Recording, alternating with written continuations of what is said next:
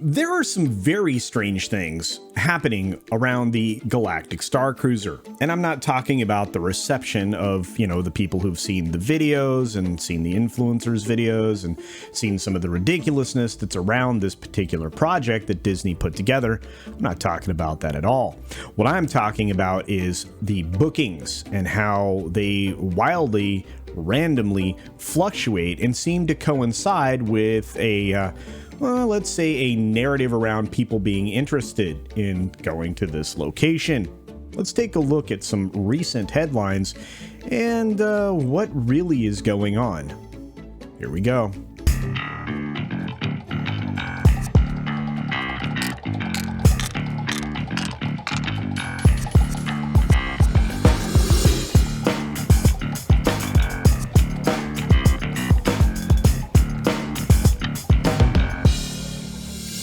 So this first headline is coming to us from a website called WDW News Today, and WDWNT has been around for quite some time. They've never really been on one side or the other, although they're accused of being rather negative in their coverage of Disney. I've never seen that, but it doesn't even matter.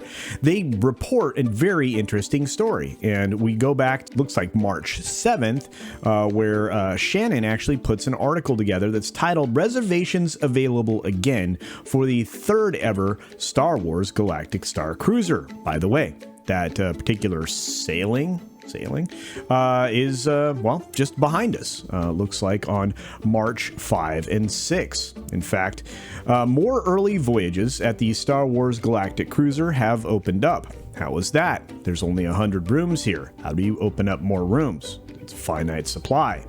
Don't know. The hotel launches on March 1, which means it already launched. And if you were hoping to be one of the first aboard the Halcyon, the third departure date of March 5 is now available again. And as you can see here, there are several dates that are still available on this calendar.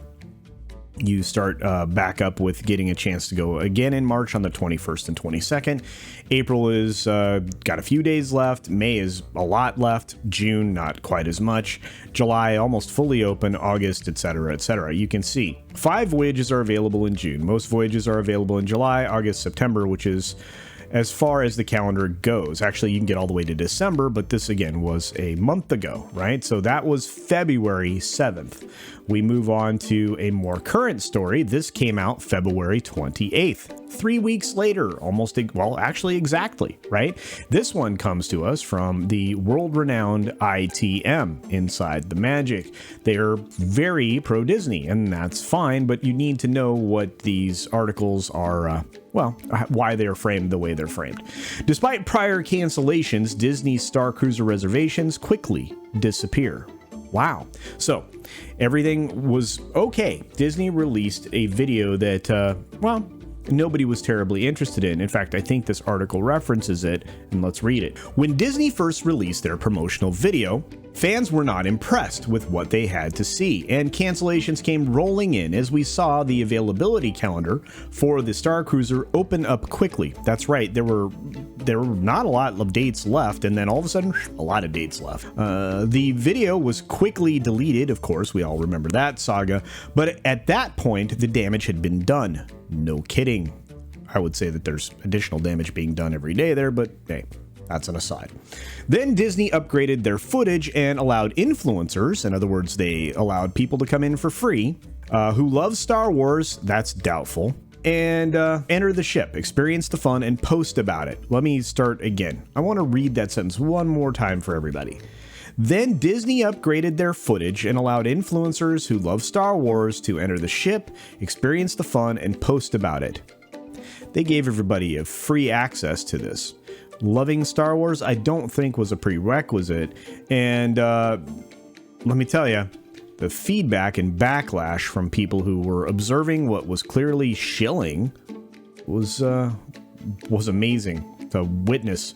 I mean, Drunk 3PO made a living off of it. I'm telling you. Anyway, I'll keep going. Now, one day before the maiden voyage, the Starcruiser was officially sold out for 4 months. Hear that? They sold everything out. That band of influencers really changed everybody's mind. Let's look at the calendar. You can see the availability of calendar stays only available starting in July. And looking at these screenshots here, March is booked, April's booked, May's booked, June's booked, July's booked, August is booked. Just yesterday, this is from the story, we saw multiple voyages available within that time period, but to see them all gone within one day shows that guests are liking what they have seen from the posted experiences and are booking the $6,000 excursion. You're trapped in a cement box. You're not really going anywhere, but all right. Anyway, it's interesting because your mileage will vary. In fact, if you go and check right now, you'll probably find what our friends over at Pirates and Princesses found, and they covered on March 5th, just a couple days ago. Star Wars Galactic Starcruiser availability open March through December. Holy cow, that's right. Looking at March 5th, you can see that the March calendar, just here in the primary graphic, shows that March 9, 10, 11, 12, and again the 19th and 20th, and again the 25th, 26th, and again the 29th, 30th, they're all available. I'm sorry, I thought this was sold out 5 days ago. Based on when this article was reported, it was. What's going on here? Well, I think we all know. Disney is masterful when it comes to creating artificial scarcity. It's one of the reasons why they created the way they did in the past, the Fast Pass Plus program, which basically created artificial scarcity for fast passes for attractions, which led to lines at attractions that never existed there before. So things like Spaceship Earth, which are designed to never have a line and to continually move because of the ride design, loading and offloading, you all of a sudden had lines that sometimes would be quite long. But enough of artificial scarcity. Let's dive further in. If you were really trying to take a trip on the Halcyon, you have your pick of dates, unless it's a glitch. It's not a glitch. I checked myself, have my own screenshots.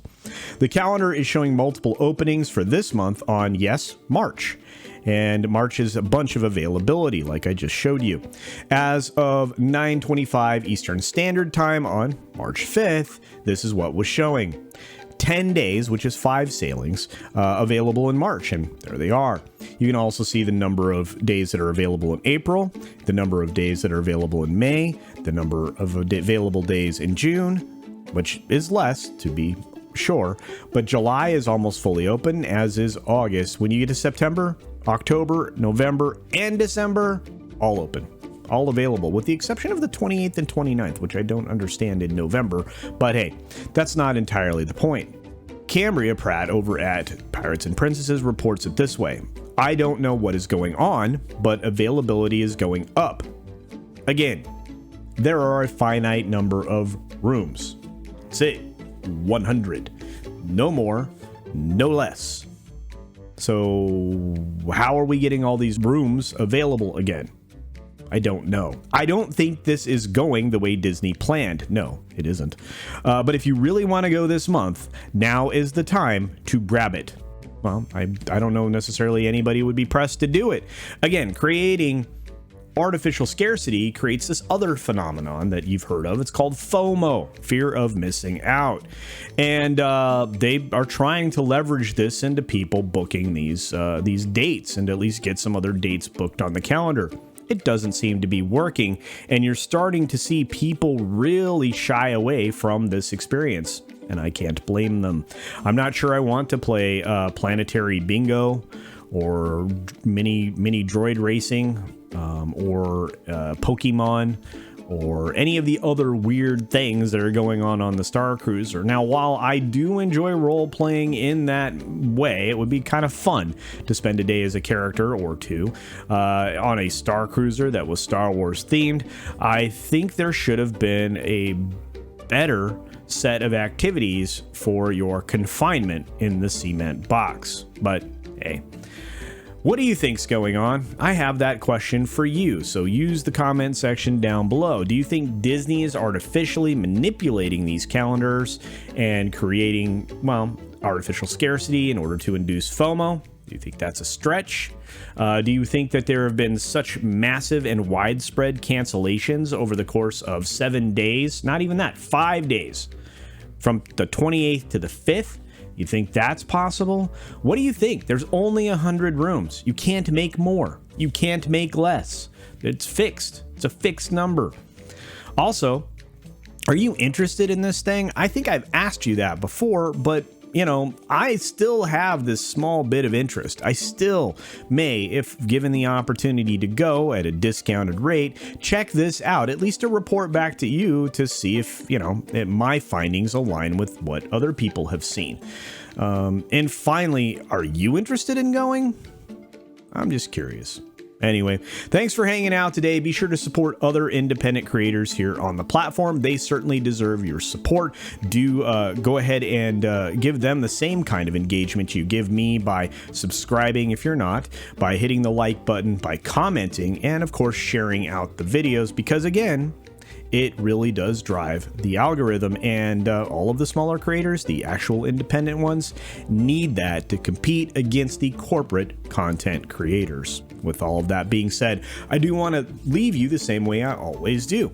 Be sure to take care of yourself, take care of others, wash your hands, of course, because it's good hygiene. And until next time, bye. Thanks for visiting today.